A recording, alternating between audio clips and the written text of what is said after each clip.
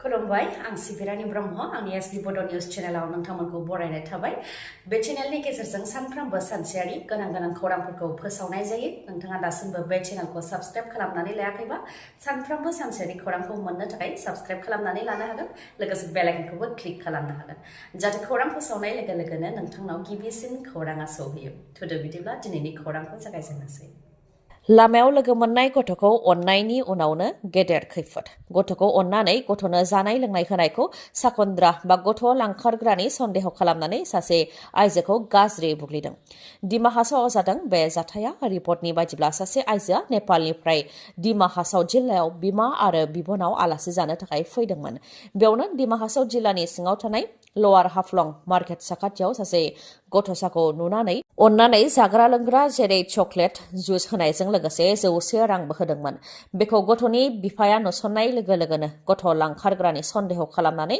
खाथि खालानि सुबुंफोरखौ थुबर खालामदों आरो आइजोखौ जयैनो गाज्रि गाग्लोबदों गाग्लोबनाय जाथायनि सोमोन्दै पुलिसा खौरां मोननायनि उनाव जाथायथिलियाव फैनानै आइजोखौ रैखा खालामनो नाजाफैदोंमोन नाथाय पुलिसनि सायावबो गाग्लोबदों रायजो राजाफ्रा उनाव आरोबाव फर्स लेंहरनानैसो आइजोखौ रैखा खालामनो हादों आरो जायनाखि रायजो राजाफोरनि गाग्लोबनायजों आइजोआ गोब्राबै जोखोम जादों उनाव बिथांखौ हाफ्लं सिभिल हस्पिटालावबो थिसनथाय होनो गोनां जादों ओजोंहाय रायजो राजाफोरनि गाग्लोबनायाव जोखोम जानो गोनां जादों साब इन्सपेक्टर लक्ष्मीधर सैकियाजों लोगोसे गुबुन पुलिसफोराबो बे जाथायनि सायाव सास्निखौ एरेस्टबो खालामबाय सास्निनि मादाव 4 आइजोफोर आरो 3 हौवाफोर उदालगुरि जिल्लानि भैरागुरि भिसिडिसिनि UPPLनि चेयारमेन बेन्जामिन बसुमतारीनि रांनि सायाव उन्दुनायनि सावगारिया समाज बिजोङाव जोबोद गोख्रैथिजों गोसारदों लकसभा बिसायख'थिनि थाखाय फोसावदिंनाय मेल खुंनायखौ जागायजेननायावनो UPPLनि भिसिडिसि चेयारमेननि सावगारिया भाइराल जेराव बेन्जामिन बसुमतारीया 500 रांनि बिलाइनि सायाव उन्दुदों आरो गावनि मोदोम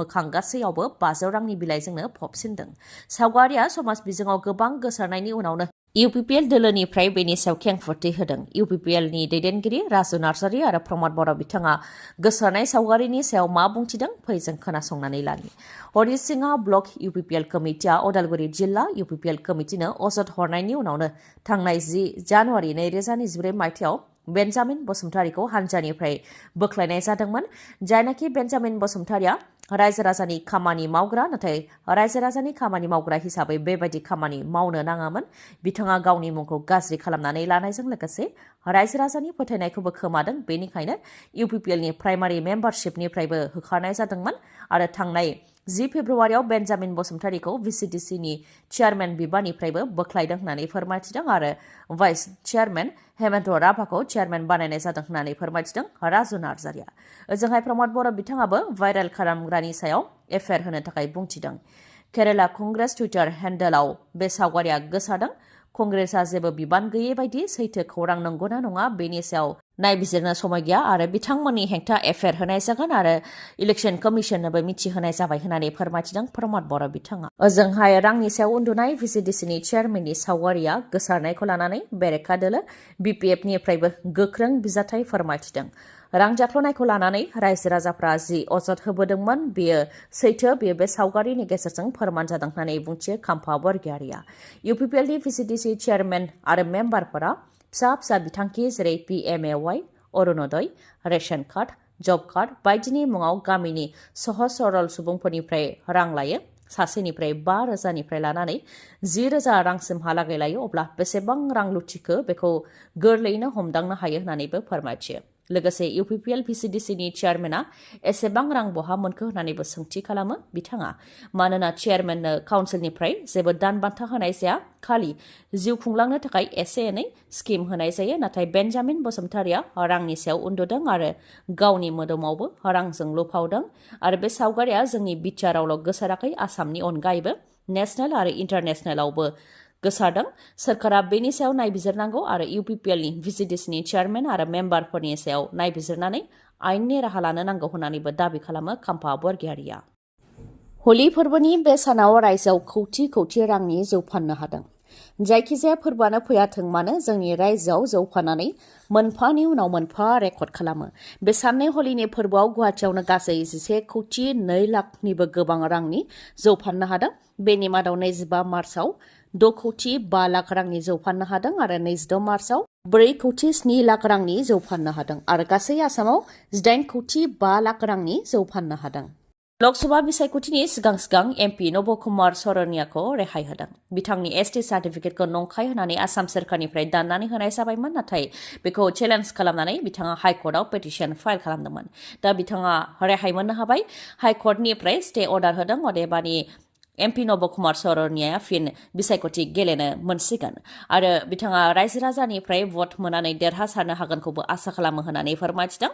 ओजोंहाय एमपि नब कुमार सरनियानि सायाव स्टे अर्डार फोसावनायखौ लानानै सोमोनांदों दुलाराय बर' फरायसा आफादनि गाहाय दिपेन बर' बिथाङा फोरमायथिदों दि स्टेट लेभेल स्क्रुटिनि कमिटिया एमपि नब कुमार सरनियानि सार्टिफिकेटआ नंखाय होनानै बिथांनि सार्टिफिकेटखौ दाननानै होदोंमोन आरो हाइकर्टआव बिथांनि हेंथायै खेबनै हियारिंबो जानानै थांखांबायमोन, जेराव एमपि नब कुमार सरनियाया हरु कचनिसो सुबुं आरो एसटि नङा होनानैबो गुवाहाटी हाइकर्टआव फोसावदोंमोन, नाथाय थामथि खेबनि हियारिंआव स्टे अर्डार फोसावदों, अदेबानि रेहाय होदों। लकसभा बिसायख'थिनि सिगां एमपि नब कुमार सरनियाखौ रेहाय होनानै बिसायख'थि गेलेनायनि लामाखौ बेखेवनानै होदों होननानैबो फोरमायथिदों दिपेन बर' बिथाङा।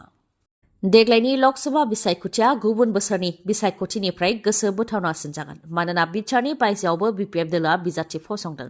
बिटिआरनि अनगायैबो बिटिआरनि बायजोआवबो नांगोलनि फिरफिला बिरदों। बे खेबाव 11 नं सनितपुर बियाबाव बिपिएफनिफ्राय राजु देउरिया एमपि बिसायख'थि गेलेनो थाखाय बिजाथिलाइखौ गथायबाय।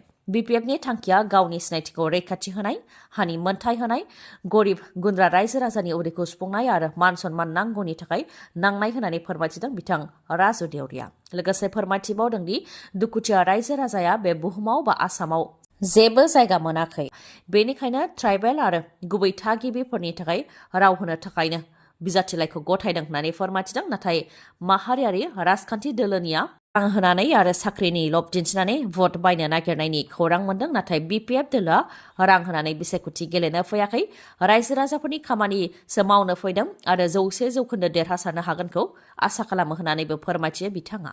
लोगोसे बुंथिबावदि अरुण'दयनि थाखाय सिगि सग' खालामनाय सिस्टेमखौ जोंनो नाङा।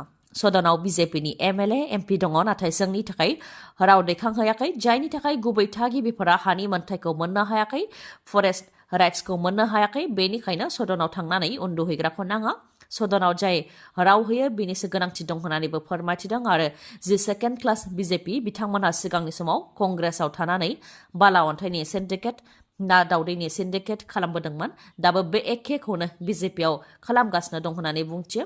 बर'नि बिफानफोरखौबो लांफिनदों, गासै अट'नमास काउन्सिलफोरनो जेबो फान्ड हराखै, खालि खेल महारन बायदि खुंनानै मोसानाय खन्नायनि फान्ड हरनानै मानसिफोरनि साननाय हनायखौ गुबुनथिं दोरोद होनो नाजादों होननानैबो फोरमायथिदों बिपिएफनि बिजाथि राजु देउरिया। फोरमायथिनो गोनांदि राजु देउरिया अल आसाम ट्राइबेल स्टुडेन्टस इउनियननि दैदेनगिरि आरो बिथाङा सासे उखिलबो।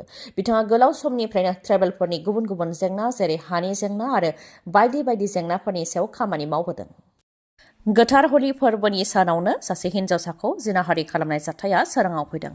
गुवाहाटीनि बर'लुआव जिनाहारि खालामनाय जाथाय जादों। निसा जाहोनानै इन'भा गारिनि सिङावनो सिख्लासाखौ जिनाहारि खालामदों। रिपर्टनि बायदिब्ला न'आव रावबो गैयैखौ खाबु लानानै 13 बोसोर बैसोनि सासे उन्दै हिन्जावसा गथ'खौ हलि गेलेनो थाखाय बिथांनि लोगोफ्रानो लेंलांदोंमोन।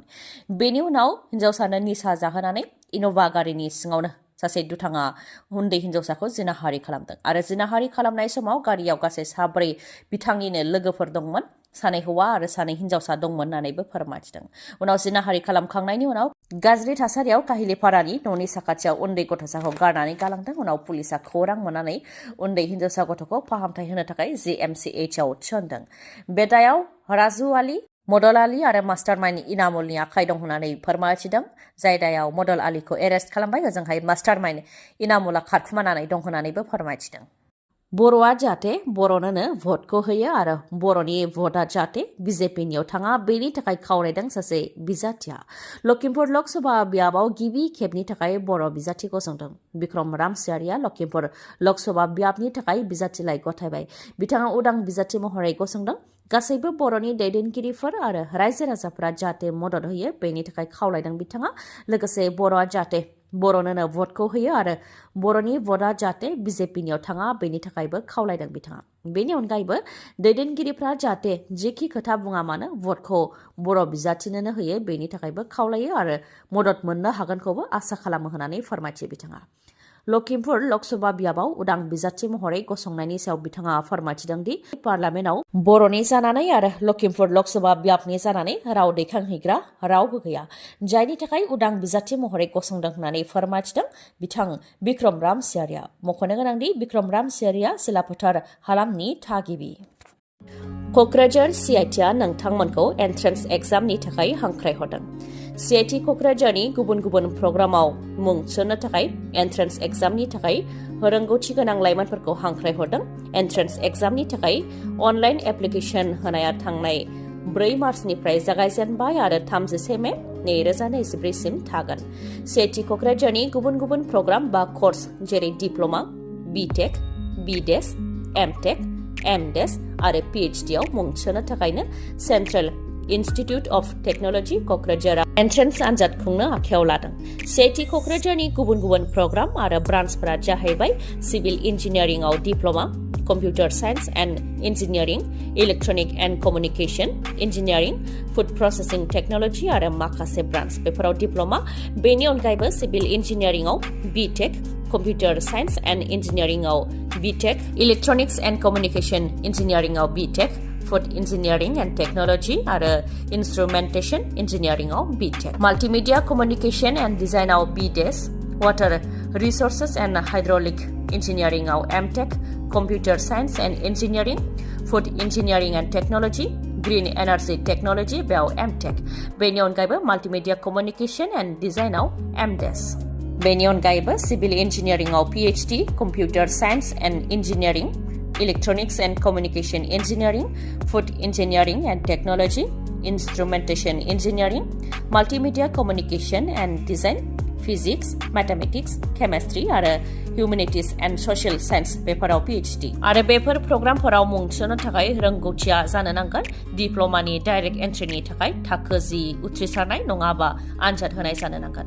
लेटारेल एन्ट्रिनि थाखाय साइन्सआव थाखो 12 उथ्रिसारनाय नङाबा आनजाद होनाय जानो नांगोन, नङाब्ला ITI उथ्रिसारनाय जानो नांगोन।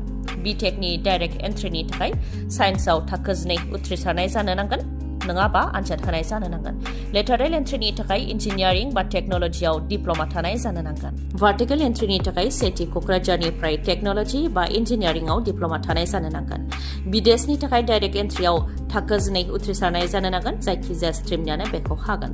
आरो भार्टिकेल एन्ट्रिनि थाखाय क'क्राझार CITनिफ्राय AMT आव डिप्ल'मा थानाय जानो नांगोन। बेनि अनगायैबो माखासे गोजौ थाखोनि सोलोंथाइनि थाखाय रोंगौथिखौ नोंथांमोना स्क्रिनाव नायनानै लानो हागोन आरो नोंथांमोनहा मोजाङै मिथिबावनो लुबैदोंब्ला 7086187124 नङाब्ला 9365031406 बे नाम्बाराव खौरां लाहरनो हागोन। गोजोन्थों।